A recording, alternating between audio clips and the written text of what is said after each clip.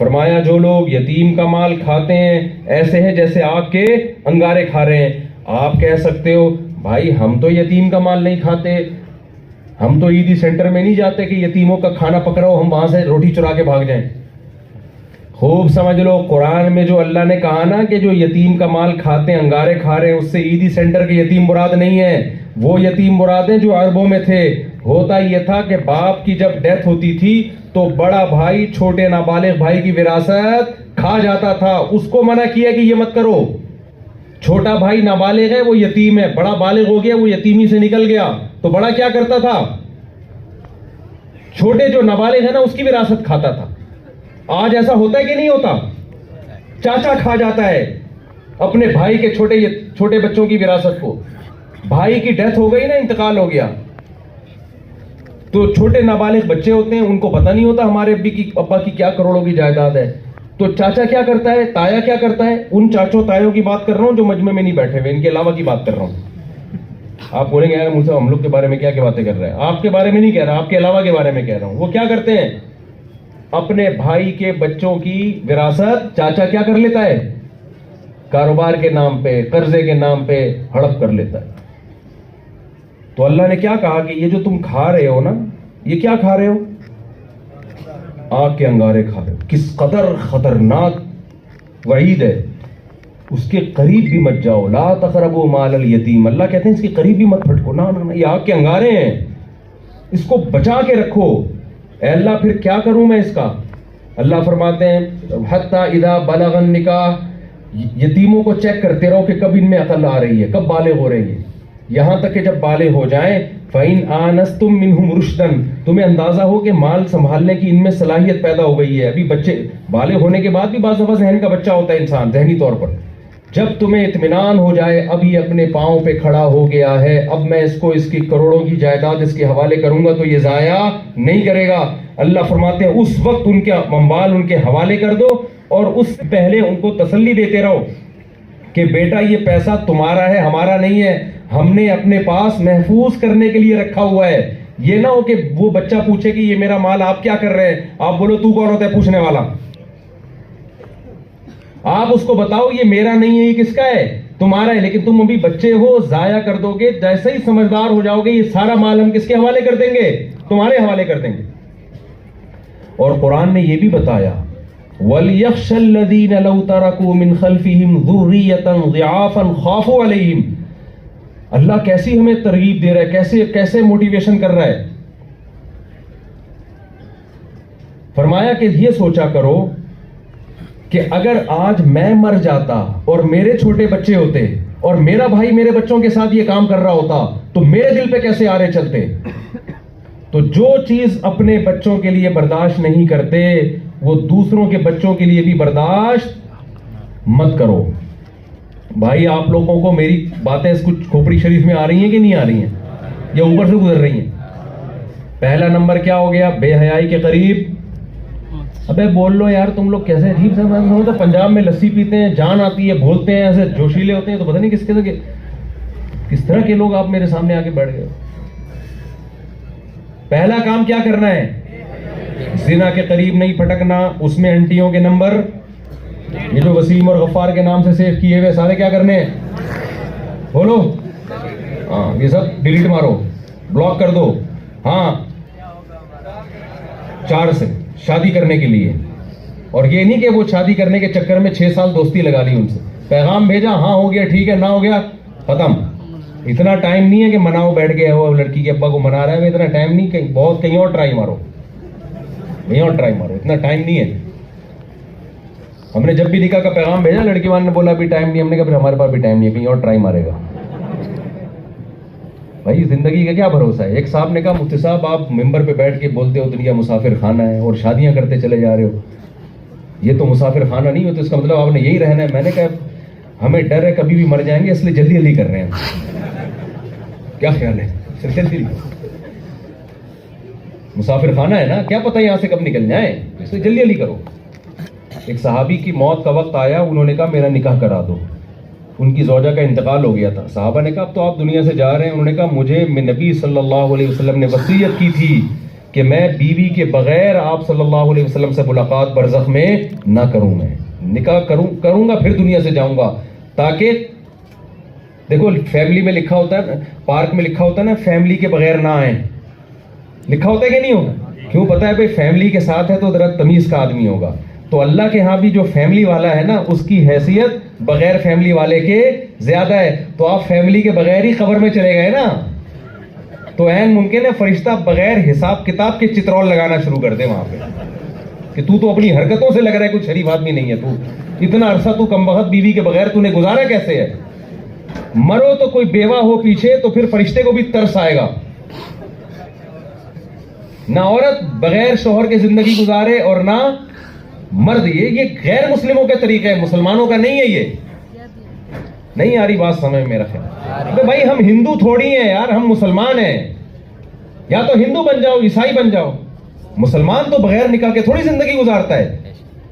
عبداللہ بن مسعود رضی اللہ تعالیٰ عنہ کہتے ہیں میں بالکل نوجوان تھا, بالکل ینگ نہیں ہوتے, 15-16 سال کے. مجھے دیکھتے ہی نبی صلی اللہ علیہ وسلم نے فرمایا من استطاع منکم الباءۃ فلیتزوج, تم میں جو نکاح کی استطاعت رکھتا ہے نکاح کرے. تو پہلا کام کیا کرنا ہے؟ نکاح کو فروغ دینا ہے, زنا کے قریب نہیں جانا, نکاح کو آسان بنانا ہے. دوسرا کام مالی معاملات میں لین دین میں 2 نمبری نہیں کرنی. جس کا جو حق ہو اس کو مانگے بغیر خود سے جا کے دے دیا کریں.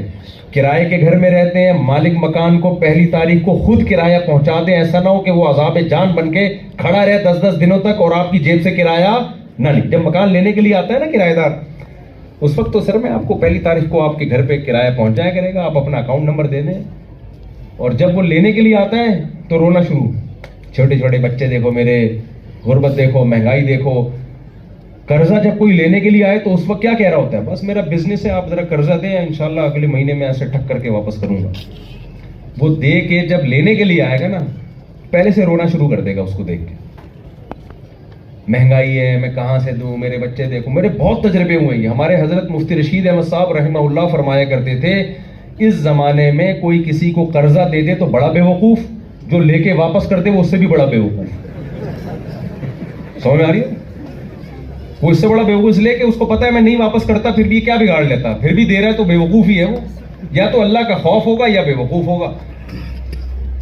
تو پیسوں میں بڑا مسئلہ ہے آج کل. تو دوسرا کام کیا کرنا ہے؟ بہنوں کو وراثت دینی ہے, بیوی کا مہر دینا ہے, اور مالی لین دین میں 1 نمبری میں یہ بھی داخل ہے اپنے گھر کی عورتوں پہ ہاتھ کھلا رکھنا ہے, خرچ کرنا ہے.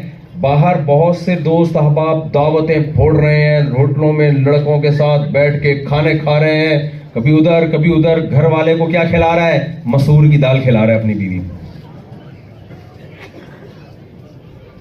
نبی صلی اللہ علیہ وسلم نے فرمایا سب سے بہترین صدقہ وہ ہے جو تم اپنی گھر والی کو کھلاتے ہو. آج گرل فرینڈ سے دیکھو کیسے کیسے وعدے کر رہے ہوتے ہیں نا, میں تمہارے لیے آسمان کے ستارے توڑ کے لے آؤں گا. کیا خیال ہے؟ وہ جتنا مرضی غصہ کر رہی ہے اس کو غصہ ہی نہیں آ رہا, یہ بڑے پولائٹ بڑے نرم لہجے میں اس کو جواب دے رہا ہے, اور بیلنس ڈلوا رہا ہے, کبھی 500 روپے کا کبھی 1000 روپے کا. ادھر شادی ہوئی, ادھر پیشانی پہ لکیریں آ گئی. وہ کہہ رہی مجھ سے بات تو کرو, کہہ رہے میرے پاس ٹائم ہی نہیں ہے. وہ آسمان کے ستارے بتارے کہاں کے, کہہ رہے پاگل ہے, ستارے پہ تیرا باپ چڑھے گا کیا؟ میں کیا ناسا میں ہوں کیا؟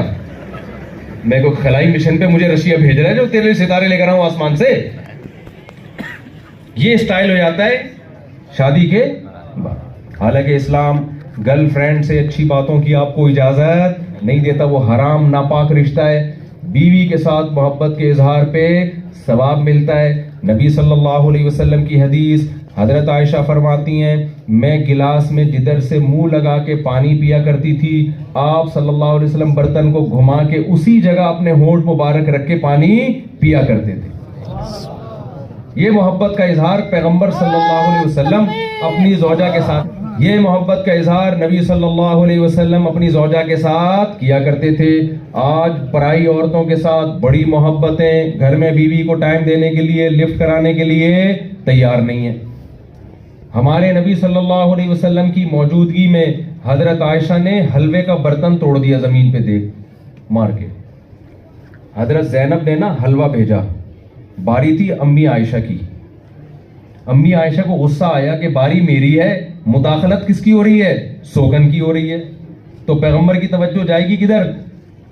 سوگن کی طرف جائے گی. امی عائشہ کو آیا غصہ کہ بھائی میری باری ہے تو میرا حلوہ بھی میرا ہی گھر میں پکے گا, کھانا بھی میرے گھر میں, میری باری میں کیوں مداخلت کر رہی ہیں؟ اتنا غصہ آیا امی عائشہ کو, آپ نے برتن اٹھا کے زمین پہ مار کے توڑ دیا. صحابہ کھڑے ہوئے ہیں, موجود ہیں, یہ منظر اپنی آنکھوں سے دیکھ رہے ہیں. میں اکثر دوستوں سے کہتا ہوں کہ ہم اور آپ جیسے لوگ ہوتے اور ہماری بیوی یہ حرکت کرتی, سب کے سامنے برتن توڑتی, ہم کیا کہتے؟ یار تیری بھابھی نے میرے سامنے برتن توڑے, میرے دوست بھی تھے, میں نے رکھ کے 2 تھپڑ لگائے. یہی کہتے نا. تو یہ تیرا بھائی برداشت نہیں کرتا, تیرا بھائی فوراً پارسل کرتا ہے, رکھتا نہیں ہے. بدتمیزی کرے فوراً بدتمیزی کا جواب اسی وقت پارسل کرتا ہے تیرا بھائی. یہ فخر سے بتاتے کہ نہیں بتاتے؟ یار میں نے تو رکھ کے لگایا. یہ نہیں آگے بتاتا پھر اس نے کتنے رکھ کے لگائے, سالوں سے کتنا پٹا, پھر آگے یہ ڈیلیٹ. تو یہ کوئی مردانگی نہیں ہے. ہمارے نبی سے افضل کوئی نہیں ہو سکتا. امی عائشہ نے صحابہ کی موجودگی میں, آپ صلی اللہ علیہ وسلم کے دوستوں کی موجودگی میں برتن زمین پہ مار کے توڑا. سید الانبیاء کتنی بڑی شان والے. آپ کو ذرا بھی غصہ نہیں آیا. آپ نے فرمایا غارت امکم, تمہاری ماں کو غیرت آ گئی ہے. اس کی لاجک پیش کی, بھائی غیرت میں کیا ہے, محبت میں کیا ہے. اور پھر آپ زمین پہ بیٹھے اور آپ نے وہ برتن اٹھائے. یہ اخلاق کس کے ہونے چاہیے؟ مائیکل جیکسن کے, گلوکاروں کے, فنکاروں کے؟ یہ مسلمانوں کے ہونے چاہیے جو پیغمبر صلی اللہ علیہ وسلم کو فالو کرتے ہیں. آج میں نے دیکھا بہت سے دوست, بہت ہمارے ہر طرح کے لوگوں سے واسطہ پڑتا ہے نا, بڑے اچھے دوستوں سے مل رہے ہیں, گھوم رہے ہیں, بیوی کے ساتھ ایسے گھر میں جب داخل ہوتے ہیں ایسے جیسے چنگیز خان نے بغداد پہ حملہ کیا ہے. حقیقت ہے. ہلاکو خان گھر میں آ رہا ہے, ابھی پتہ نہیں تباہی مچا دے گا. بچے کانپنا شروع کر دیتے ہیں, ابا آ رہا ہے گھر میں, اللہ خیر کرے. حضرت مفتی تقی عثمانی صاحب رحمہ اللہ نے ایک واقعہ بیان کیا کہ میرے والد کے پاس ایک شخص آیا. اس نے کہا کہ حضرت میں جب گھر میں آتا ہوں نا, میرے بچوں پہ بڑا روب ہے, ایک دم سارے سہم کے, بیوی بھی سہم کے بیٹھ جاتی ہے نا, ایک دم ایسا روب ہے بھائی. لوگ بتا رہے ہوتے ہیں نا تیرے بھائی کا ایسا جگرا ہے. کہتے ہیں حضرت مفتی محمد شفیع صاحب نے فرمایا کہ پیغمبر صلی اللہ علیہ وسلم تو ایسے نہیں تھے, تو پیغمبر سے بھی بڑا بہادر ہو گیا. حدیث میں آتا ہے, امی عائشہ فرماتی ہیں پیغمبر صلی اللہ علیہ وسلم جب گھر میں آتے تو مسکراتے چہرے کے ساتھ آتے تھے اور سلام سے ابتدا کرتے. گھر میں جاؤ السلام علیکم ورحمۃ اللہ, پھر مسکراتے چہرے سے بچوں سے ملو اور بیگم سے اور گھر والوں سے ملو. اگر زیادہ گھر والے ہیں تو 4 دفعہ مسکراؤ, لیکن ایسا ہوتا ہے نہیں. چاروں اگر ایک ساتھ رہیں گی تو پھر آپ کو کسی اور گھر میں رہنا پڑے گا. جو تھوڑی بہت مسکراہٹ ہے نا وہ بھی مارکیٹ سے شارٹ ہو جائے. مجھ سے لوگ کہتے ہیں یار مجھ سے سب کو ایک ساتھ کیوں نہیں رکھو. میں کہتا ہوں میں کہاں رہوں گا بھائی. یا تو آدمی اچھا سا ہیلمٹ بنوا لے, ہیلمٹ پہن کے گھر میں آئے. اور وہاں تو امی عائشہ نے برتن توڑا زمین پہ. آج کل کی عورتیں برتن زمین پہ نہیں توڑیں گی, آپ کے سر پہ توڑیں گی. آپ کسی کو منہ دکھانے کے قابل, سر دکھانے کے قابل نہیں رہو گے. پھر آپ یہ بھی نہیں کہو گے میری بیگم کو غیرت آ گئی. یہ کھوپڑی ایسی چکرائی گی آپ کی. اس لیے جس نے 4 شادیاں کر کے بیویوں کو ایک گھر میں رکھنا ہے وہ پہلے اپنا اچھا سا ہیلمٹ تیار کرے. بائک سے جب اترے تو اسی ہیلمٹ کے ساتھ گھر میں آئے اور ہیلمٹ کے ساتھ گھر سے باہر نکلے. سمجھتے ہو کہ نہیں سمجھتے؟ تو یہ اخلاق تھے سید الانبیاء صلی اللہ علیہ وسلم کے. آج یہ اخلاق مارکیٹ سے شارٹ ہو گئے. دوستوں کے ساتھ اچھا سلوک ہے, جس کے ساتھ کرنا چاہیے اس کے ساتھ اچھا سلوک نہیں ہے. تو خرچ کرنے کا سب سے پہلا جگہ کہاں ہے؟ اپنے بیوی بچوں پہ خرچ کرو. اور آخری یہ 2 باتیں تو ہو گئی نا, پیسہ لینا کی نہیں بلکہ کیا دینے والا بننا ہے اور زنا سے دور بھاگنا. تیسری اور آخری بات کر کے اپنے بیان کو ختم کرتا ہوں. دیکھو تیسری اور آخری بات, اللہ تعالیٰ نے اللہ اور اللہ کے رسول صلی اللہ علیہ وسلم کے حق کے بعد سب سے بڑا حق جو بتایا ہے وہ والدین کا بتایا. اللہ کا حق کیسے پورا ہوتا ہے؟ 5 نمازیں جماعت سے پڑھ کے، اس میں کبھی سستی نہ کرو. شرک کے بعد اسلام میں جو سب سے بڑا گناہ ہے نا وہ کیا ہے؟ وہ نماز کا قضا کر دینا ہے. کبھی بھی نماز قضا نہ کرو. اللہ کا حق ضائع ہو جائے گا اگر نماز قضا کیا آپ نے. اللہ کا سب سے بڑا حق کیا ہے کہ جب حی علی الصلاۃ کی ندا آئے کہ آؤ نماز کی طرف، تو آپ نے کیا کرنا ہے؟ مسجد میں جماعت سے نماز پڑھنی ہے. اور اللہ کے حق کے بعد سب سے بڑا حق ہے والدین کا. آج ہماری ینگ جنریشن، نوجوان نسل ڈرامے اور فلمیں دیکھ دیکھ کے ماں باپ کی باغی بن رہی ہے، ماں باپ کے ساتھ بد کلامی اور بد تہذیبی کر رہی ہے. قرآن میں اللہ نے بیان کیا وَلَا تَقُلْ لَهُمَا اُفٍّ. تو گھر میں اگر بوڑھے ماں باپ ہوا کریں ان کو بوجھ مت سمجھو، اللہ کی بہت بڑی رحمت سمجھو. وہ ڈانٹیں تو آگے سے جواب مت دو، خندہ پیشانی سے ان کی ڈانٹ کو قبول کرو اور یہ سوچا کرو کہ یہ ڈانٹ برداشت کرنے سے اللہ میری خطاؤں کو جتنا معاف کرے گا اتنا 27ویں رات لیلۃ القدر میں عبادت کرنے سے معاف نہیں کرے گا، جتنا اس باپ اور ماں کی ڈانٹ کو برداشت کرنے سے اللہ میرے گناہوں کو معاف کرے گا. حدیث میں آتا ہے 3 آدمی غار میں پھنس گئے، پتھر منہ پر نہ غار کے، ان کو یقین ہو گیا اب ہم مریں گے، بھوک پیاس سے مریں گے. تو تینوں نے دعا مانگی اپنے اچھے عمل کا اللہ کو واسطہ دو. ایک نے کیا دعا مانگی؟ اے اللہ مجھے زنا کا موقع ملا ایک ایسی لڑکی سے جس سے میں عشق کرتا تھا، لیکن جب میں زنا کے قریب گیا تو اس نے مجھے کیا کہا؟ اللہ سے ڈر، میں نے تیرے خوف سے وہ زنا چھوڑ دیا. اے اللہ اگر تجھے میرا عمل پسند آیا تو اس مصیبت سے نکال دے ہمیں. حدیث میں آتا ہے پتھر تھوڑا سا لڑک گیا، ہوا آنا شروع، روشنی آنا شروع. انہی میں سے تینوں میں سے ایک نے کیا دعا مانگی؟ اے اللہ میں بکریاں چرایا کرتا تھا، بس یہ آخری بات ایسے سن کے بیان ختم کر رہا ہوں اسے کہہ کے، اے اللہ میں بکریاں چرایا کرتا تھا، میں جب بکریوں کا ریوڑ لے کے آتا سب سے پہلے اپنے باپ اور اپنی ماں کو دودھ پلاتا، اس کے بعد اپنے بچوں کو بکریوں کا دودھ پلاتا. ایک دن میں گھر میں آیا تو میرے بوڑھے ماں باپ سو چکے تھے. مجھے غیرت آئی کہ میں اپنے ماں باپ کو نیند سے جگاؤں، یہ بھی مجھے اب گوارا نہیں ہوا، اور یہ بھی گوارا نہیں ہوا کہ ماں باپ سے پہلے کس کو پلا دوں؟ بچوں کو. میں ساری رات ماں باپ کے سرہانے دودھ کا پیالہ لے کے کھڑا رہا کہ رات میں ان کی آنکھ کھلے گی تو ان کو پلاؤں گا. پوری رات عشاء سے لے کے فجر تک، فجر کی اذانیں ہونا شروع ہو گئی، اس وقت تک میں پیالہ پوری رات ہاتھ میں لے کے کھڑا رہا کہ میرے ماں باپ کی آنکھ کھلے گی تو کہیں ایسا نہ ہو کہ وہ بھوکے ہی سو جائیں. اے اللہ اگر میں نے تیرے لیے عمل کیا تھا تجھے راضی کرنے کے لیے اور تجھے میرا یہ عمل پسند ہے، فاکشف عنا ما نحن فیہ، جس مصیبت میں آج ہم مبتلا ہیں اللہ اس مصیبت سے تو ہمیں نجات دے دے. حدیث میں آتا ہے وہ پتھر ایک دم لڑکا ہے اور فانطلقوا یمشون، وہ تینوں کے تینوں اس غار سے نکل آئے. کیسے بھوک پیاس سے مرتے، کیسی نیکی پسند آئی نا اللہ کو. تو اپنے ماں باپ کے لیے ذرا سی قربانی دو گے اللہ اس قربانی کا اجر بہت زیادہ بڑھائے گا. تو ماں باپ کو کبھی بھی بوجھ نہ سمجھو. اور پوری امت کا اتفاق ہے علماء کا، جو حکم باپ کا ہے دادا دادی نانا نانی، جو ماں اور باپ کا حکم ہے دادا دادی نانا نانی کا بھی وہی حکم ہے. دادا یا دادی یا نانا یا نانی جو گھر کے بوڑھے ہیں اگر ڈانٹتے ہیں، کوئی سختی کرتے ہیں، کبھی بدتمیزی کے ساتھ تکبر کے ساتھ ان کو جواب مت دو، اس سے آپ کی ساری زندگی کے اعمال ضائع ہو سکتے ہیں. جھک جاؤ اپنے بوڑھوں اور بڑوں کے سامنے.